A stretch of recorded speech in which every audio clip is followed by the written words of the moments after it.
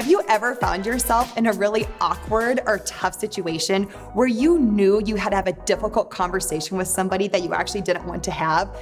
Maybe it was with your husband, maybe your boyfriend was doing something, could be your boss, maybe your best friend. Ladies, this is why it is so important that we are equipped to speak truth in a graceful way to others. So this video series is going to be focused on how to have a difficult conversation. There's 4 steps on how to have a difficult conversation, and today we're going to be going over step 1, which is check yourself. There are 3 key things to remember when it comes to checking yourself before you have a difficult conversation with somebody. Step number 1, remember, the other person is not my enemy.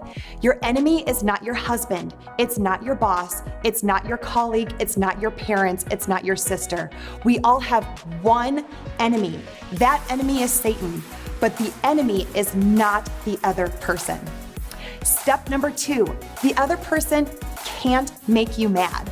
You know, there was a time when I was in 8th grade where my dad was driving me to school and I was telling him how I was so mad at this girl in my class, probably because she didn't invite me to something, but I was so mad at her. And my dad paused and he goes, "Sarah, did she make you mad or did you choose to be mad?"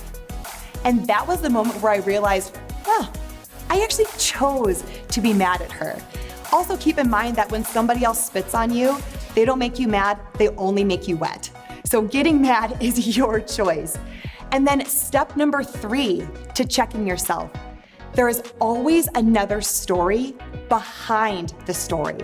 All that we tend to see is item A, which is what this person is doing. But what we need to remember is that there's an item B, C, D, all the way down to Z of things that we don't see.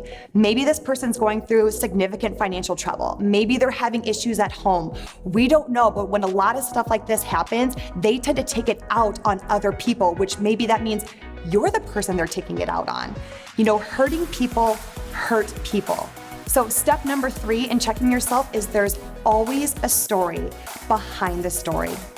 So ladies, your challenge this week is to remember those 3 key things in checking yourself before you have a difficult conversation with somebody. Again, the other person is not my enemy. I choose to be mad, and there's always a story behind the story.